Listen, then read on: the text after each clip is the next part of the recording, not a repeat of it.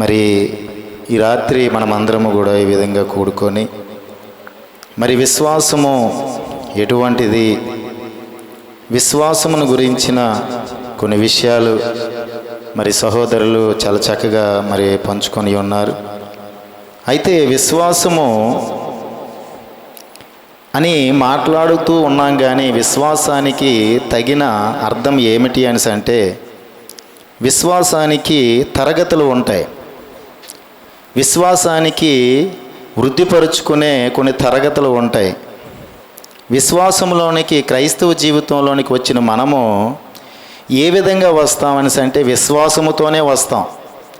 ఎలా వస్తామని అంటే మన జీవితాల్లోనూ దేవుడు ఏదో ఒక అద్భుతం చేస్తే అది చూసి దేవుడిలో ఒక శక్తి ఉంది, దేవుడు నమ్మదగినవాడు, దేవుడు శక్తి కలిగిన వాడని అప్పటికి ఆ సమయానికి మనం అందరం కూడా విశ్వాసము ద్వారా దేవుని నమ్మి క్రైస్తవ జీవితంలోనికి వచ్చిన వారే మనం అందరము కూడా.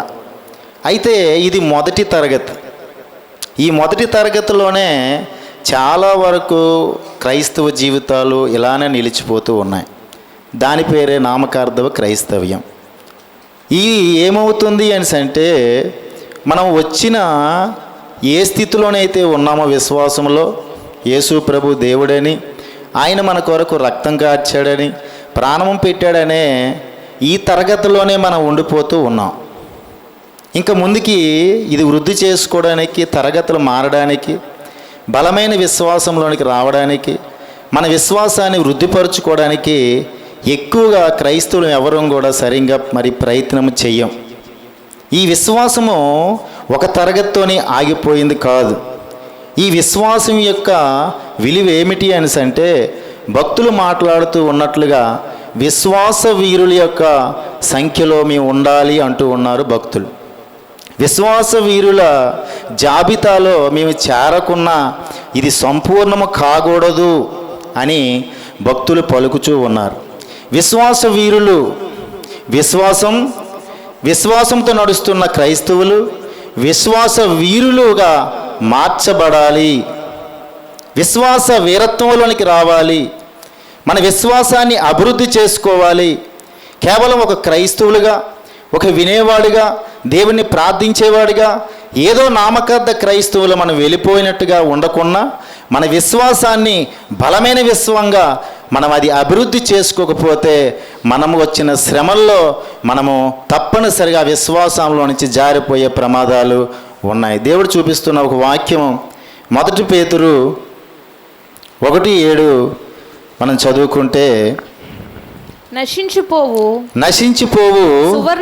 సువర్ణము అగ్ని పరీక్ష వలన శుద్ధపరచబడుచున్నది కదా, దానికంటే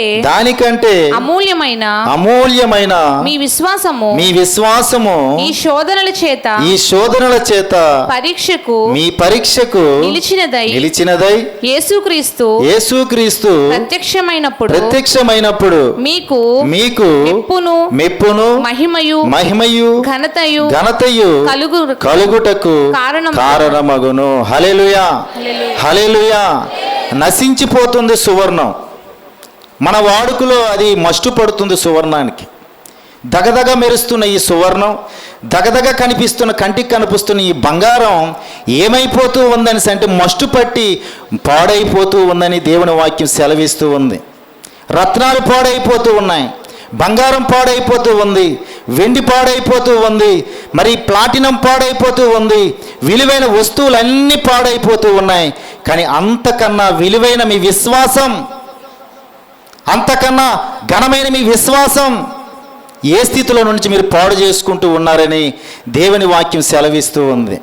వృద్ధిపరుచుకోకున్నా, దాన్ని సవరించుకున్నా, దాన్ని బాగు చేసుకోకున్నా, అభివృద్ధిలోనికి తీసుకురాకున్నా మేము క్రైస్తవులం, కేవలం మేము క్రైస్తవులు, బైబిల్ పట్టుకున్న క్రైస్తవులుగానే లోకానికి కనబడుతూ ఉన్నాం. కానీ వృద్ధిపరుచుకున్న యోధులుగా మనకు కనిపించడం లేదు.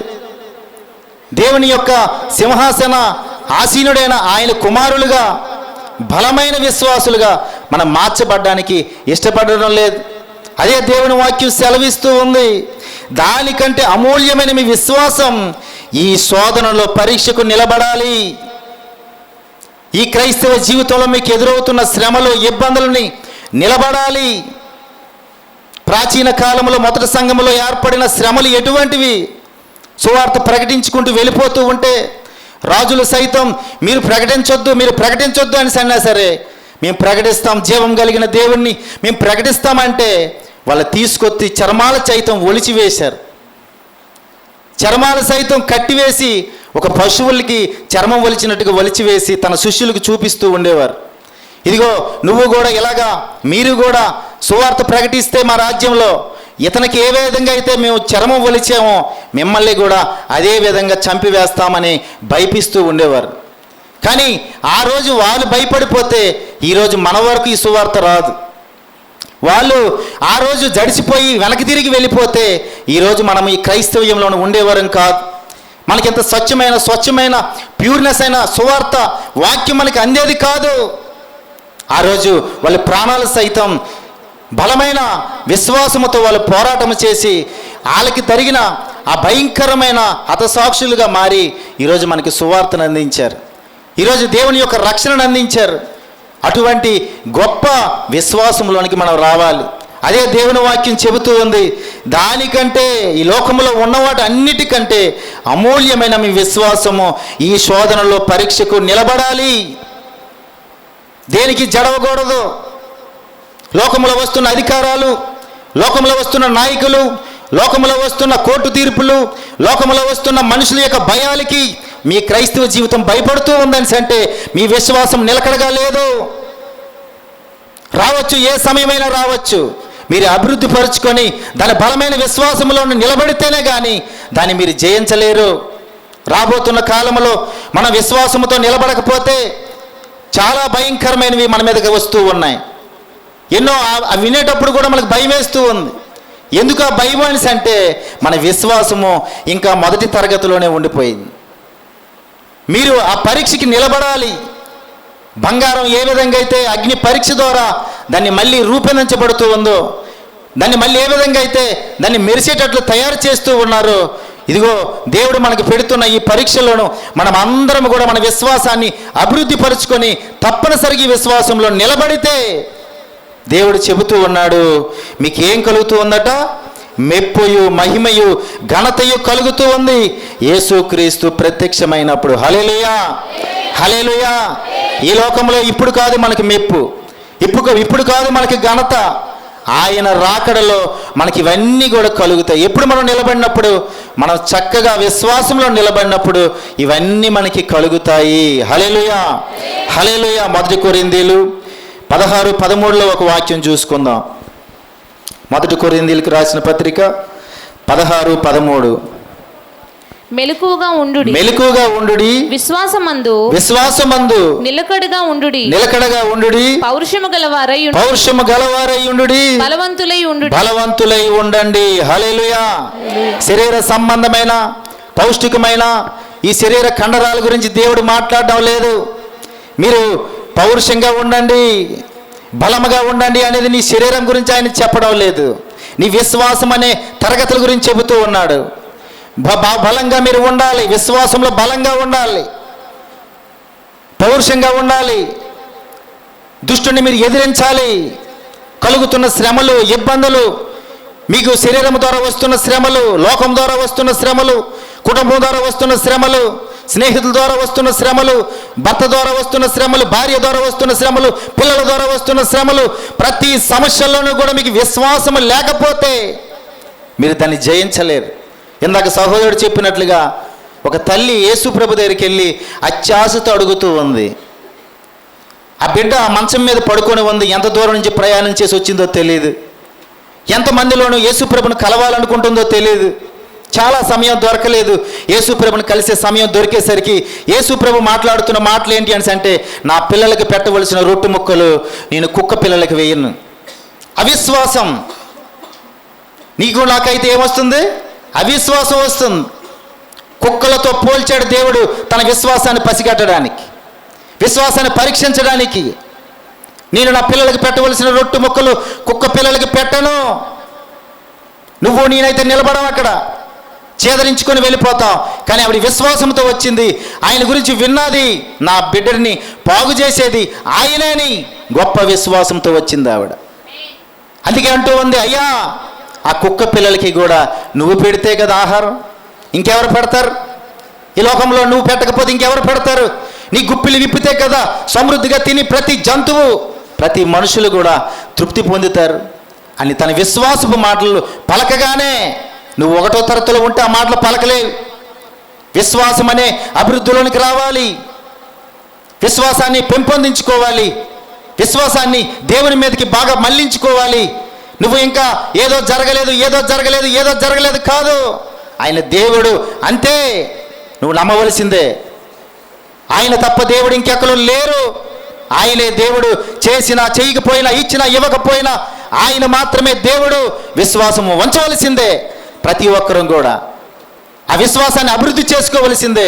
అందుకే భక్తులు మాట్లాడుతూ ఉన్నారు, ప్రభువా నీ పరలోకంలో ఈ విశ్వాస వీరుల యొక్క జాబితా, ఈ పుస్తకము, ఈ లెక్కింపు మేము లేకున్నా అది ముగించబడ్డానికి వీల్లేదు. ఈ విశ్వాసాన్ని మేము పెంపొందించుకోవడానికి మేము పౌరుషం కలిగి ఉంటాం, హతసాక్షులుగా మారుతాం, మా రక్తాన్ని చిందిస్తాం.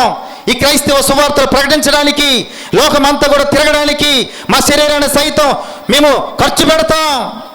మా విశ్వాసాన్ని ఎక్కడ విడిచిపెట్టుకోం. ఏ భాషల బాటలాని వారి దగ్గరికి వెళ్ళినా, ఏ జాతి వారి దగ్గరికి వెళ్ళినా, ఏ మనుషుల వారి దగ్గరికి వెళ్ళినా, ఏ కుతంత్రం చేసే మనుషుల దగ్గరికి వెళ్ళినా, ఏ ప్రదేశాలకి వెళ్ళినా మా విశ్వాసం నిలకడగా ఉంచుకొని ఈ సువార్తను ప్రకటిస్తాం. విశ్వాసాన్ని మేము పెంపొందించుకొని మా ఆత్మీయ జీవితాలు సరిచేసుకుంటామని ఆ రోజు భక్తులు నిలబడ్డారు. భక్తులు ధైర్యంగా నిలబడ్డారు. విశ్వాస వీరుల యొక్క జాబితాలో వాళ్ళ పేర్లు ఉన్నాయి. శ్రమ పడుటిగా మేము ఎంచబడ్డాం. ఈ క్రైస్తవ జీవితంలోనికి శ్రమ పడడానికి మేము వచ్చాం, సుఖాన్ని అనుభవించడానికి మేము రాలేదని వాళ్ళు స్పష్టమైన విశ్వాసాన్ని తెలుసుకున్నారు వాళ్ళందరూ కూడా. ఈరోజు నువ్వు సుఖాన్ని అడుగుతూ ఉన్నావు, నాకు అది కావాలి, ఇది కావాలి, ఇవ్వడు. కానీ నువ్వు నమ్మవలసిందే. ఆయన ఏది ఇవ్వకపోయినా సరే నువ్వు నమ్మవలసిందే. ఇచ్చినా సంతోషించి ఆయన గణపరవలసిందే. ఏదైనప్పటికీ కూడా నీ విశ్వాసము ఆయన మీదే ఉంచవలసి ఉంది. నీ నమ్మకం ఆయన మీద ఉంచాలి. ఏదైనప్పటికీ కూడా ఆయన దేవుడు, మనకి తండ్రి, మనకి ప్రభువు, మనల్ని ప్రేమించేవాడు ఒకే ఒక్కడు ఆయనే. హల్లెలూయా, హల్లెలూయా. అందుకే దేవుని వాక్యం చెబుతూ ఉంది, మీరు పౌరుషంగా ఉండాలి, బలంగా ఉండాలి. శోధన యందు మీరు శోధనలు కలిగినప్పుడు ఆ పరీక్షకి మీరు నిలబడాలి. జడిసిపోయి వెనక్కెళ్ళిపోయిన వారుగా ఉండకూడదు. బద్ధకం వచ్చి వెనక్కెళ్ళిపోయిన వారుగా ఉండకూడదు. ఒకళ్ళ మాటలతోనో ఒకళ్ళ చూపులతోనో మీరు వెనక్కి వెళ్ళిపోయేవారుగా ఉండకూడదు. ఈ క్రైస్తవ జీవితంలో మెలకువ కలిగి ఉండాలి. జాగ్రత్త, ఇదిగో ఆయన రాకడ రాబోతూ ఉంది. నీకు ఘనత కలిగే ఒక సమయం రాబోతూ ఉంది. ఈరోజు నువ్వు నిలకడగా ఉంటే, బలానా సేవకుడు మంచి పోరాటం నువ్వు పోరాడావు, రానా కుమారుడని నీకు గొప్ప ఘనత కలగబోతూ ఉంది. దాని కొరకు మనం ప్రయాసపడాలి. మెప్పు కలగబోతూ ఉంది, దాని కొరకు మనం ప్రయాసపడాలి. ఈరోజు మనకి మెప్పు అవసరం లేదు, ఈరోజు మనకి ఘనత అవసరం లేదు. ప్రతి నేత్రం తెరవబడుతూ ఉంది. పాపులైన వారి నేత్రాలు, పరిశుద్ధులమైన నేత్రాలు, దేవదూతల నేత్రాలు, కెరూబుల యొక్క నేత్రాలు, ప్రభువులైన వారి నేత్రాలు ఎత్త అందరి ఎదుట ఆయన్ని గణపరచబోతూ ఉన్నాడు దేవుని పిల్లలే. హల్లెలూయా, హల్లెలూయా. అందరి ఎదుట, కేవలం కొంతమంది ఎదుట కాదు. మహాసభ జరగబోతూ ఉంది. పాపులైన వారు గుండెలు కొట్టుకుంటారు, అయ్యో భూలోకములోనూ అల్పులుగా వెంచామే వీళ్ళు, అయ్యో వీళ్ళు దేనికి పనికిరారని ఎంచాం, వస్త్రహీనులుగా చూసాం, తిండి లేని వారుగా చూసాం. ఈరోజు ఏంటి ఎంత మెప్పు కలుగుతూ ఉంది? క్రీస్తుని ప్రకటిస్తే మనం అవమానించామని ఆ రోజు గుండెలు కొట్టుకుంటారు లోకమంతా కూడా. మన విశ్వాసం మనకి మెప్పుని తీసుకొస్తూ ఉంది, మన విశ్వాసం మనల్ని ఘనత తీసుకొస్తూ ఉంది. దాని కొరకు నీ విశ్వాసాన్ని అభివృద్ధి చేసుకోవాలి, నీ విశ్వాసాన్ని బలంగా తయారు చేసుకోవాలి, నీ విశ్వాసాన్ని పౌరుషంతో ముందు కొనసాగించాలి. అటువంటి విశ్వాసం మనం కలిగి ఉంటే ఏ పరిస్థితిలో కూడా మనం పడిపోము, ఏ పరిస్థితిలో వెనక్కి తిరిగిపోం. యేసు ప్రభు దగ్గరికి ఒక వ్యక్తి వచ్చి, అయ్యా ధర్మశాస్త్రములోను ఎన్ని ఆజ్ఞలు అయితే ఉన్నాయో నా బాల్యం నుండి అవన్నీ నేను చేసుకుంటూ వెళ్తూ ఉన్నాను, ఇంకేముంది నాలోను, ఇంకేముంది నాలోను, నేను పరిశుద్ధుణ్ణి, నేను పరిశుద్ధుణ్ణి అని యేసు ప్రభు దగ్గర అంటే నీకు కలిగిన ఆస్తి అంతా కూడా పేదలకి పంచిపెట్టి నువ్వు నన్ను వెంబడించి అనగానే తన విశ్వాసము పగిలిపోయింది.